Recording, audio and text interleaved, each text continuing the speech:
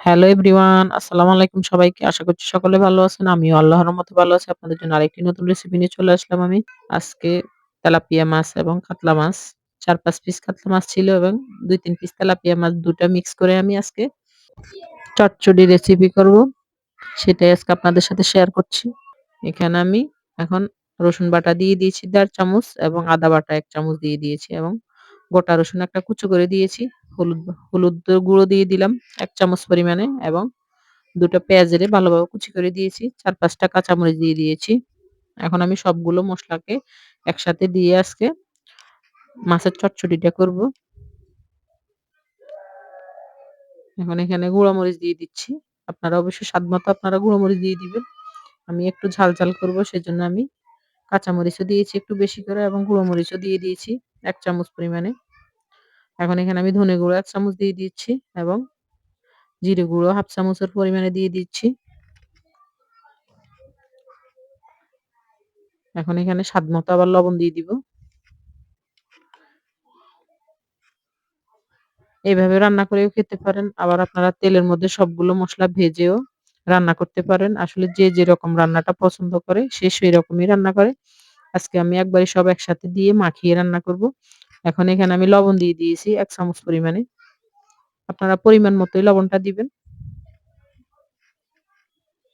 এখন এখানে আজকে আমি সরিষার তেল দিব এখানে যেহেতু আমি মসলাগুলোকে তেলে ভাজবো না, সেজন্য আমি কাঁচা সরিষার তেলটা দিয়ে দিচ্ছি।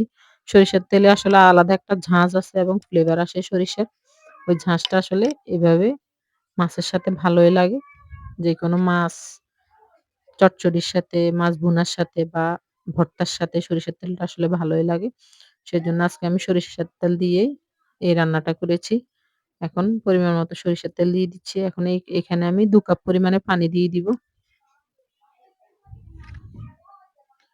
ছোট সাইজের ছোট একটা কাপে ২ কাপ পরিমাণ পানি দিয়ে দিচ্ছি এবং এই পানিতে আমার সম্পূর্ণ রান্নাটা কমপ্লিট হয়ে যাবে। আপনারা চাইলে অল্প, অল্প করেও দিতে পারেন। আমি একসাথেই দিয়ে দিচ্ছি। এখন মসলার সাথে এগুলো আমি কষাতে দিয়ে দিব এবং চুলার হিট অবশ্যই মিডিয়ামে রাখবেন। তাহলে মসলাটাও ভালোভাবে কষানো হয়ে যাবে এবং রান্নাটাও হয়ে যাবে। একই পানিতে আর কোনো পানি দেওয়া লাগবে না। এখন এখানে আমি একটা টমেটোকে কুচি করে দিব। টমেটোটা আসলে আমি একসাথে দিয়ে দিচ্ছি কারণ টমেটোটা একটু গলবে এবং এটার গ্রেভিটাও একটু ঘন হবে। খেতেও ভালো লাগবে। যেহেতু আমি এই মাছটা আমি ভাজি নাই, কাঁচা অবস্থায় রান্না করব সেজন্য আমি টমেটোটা আসলে দিয়ে দিব। ছোট কাপে ২ কাপ পানি দিয়েছি। এখন একটা টমেটোকে কুচি করে উপরে দিয়ে ছোট, ছোট টুকরো করে দিয়ে দিব। বাসায় আপনারা অবশ্যই এভাবে রান্না করে খেয়ে দেখতে পারেন। আশা করছি ভালো লাগবে। শীতের সময় ধনেপাতা দিয়ে এভাবে মাছ ভাজি না করে রান্না করলে আসলে ভালো লাগে। মাছগুলো অবশ্যই আপনারা পাতলা, পাতলা করে টুকরো করে নিবেন। তাহলে এটার ভিতরে মসলা ঢুকবে। অবশ্যই টমেটোটা আপনারা পাকা দিবেন। আমার কাছে আসলে একটু পাকা, হালকা পাকা টমেটো ছিল সেজন্য আমি এটা দিয়ে দিচ্ছি। একসাথে দিয়ে দিবেন তাহলে টমেটোটা একটু গলবে এবং মাছের সাথে মিশবে। মাছটাও খেতে টেস্টি লাগবে। একটু টকটক লাগবে। এখনকার দেশি টমেটোটা শীতের সময় আসলে এভাবে টমেটো দিয়ে মাছ ভুনা করলে অনেক অসাধারণ হয় দুপুরবেলা। এখন এখানে আমি এই যে মাছগুলো আমার কষানো হয়ে এসেছে এবং টমেটোটাও গলে, গলে এসেছে। এ পর্যায়ে আমি শুধু চুলার হিটটা একটু হাই করে দিয়ে ঝোলগুলো শুকিয়ে নিচ্ছি। এখন ঢাকা দিয়ে দিচ্ছি। দেখেন আমার মাছের পানিগুলো অনেক শুকিয়ে গেছে। এখন আরেকটু শুকোতে দিব আমি। নিচ দিয়ে যেন লেগে, লেগে না আসে সেজন্য একটু হালকা এভাবে আপনারা নেড়ে, নেড়ে দিবেন। দেখেন আমার গ্রেভিটা কতটা ঘন হয়ে এসেছে। টমেটোটাও গলে গেছে, মসলাগুলো ভালোভাবে হয়েছে। এখন আমি ধনেপাতা ছিটিয়ে দিচ্ছি। রাতের বেলায় এই মাছ রান্নাটা আসলে আমাদের দাদি-নানিরা করতো।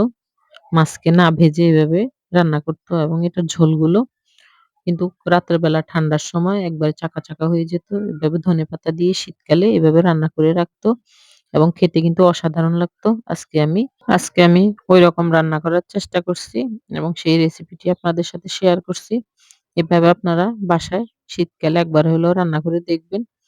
আপনাদের কাছে অবশ্যই ভালো লাগবে এবং রাতের বেলা কিন্তু এটার গ্রেভিটা একবারেই বসে যাবে। খেতেও ভালো লাগবে। এখন আমার রান্নাটা হয়ে গেছে। ভিডিওটি ভালো লাগলে অবশ্যই লাইক, কমেন্ট, শেয়ার করবেন।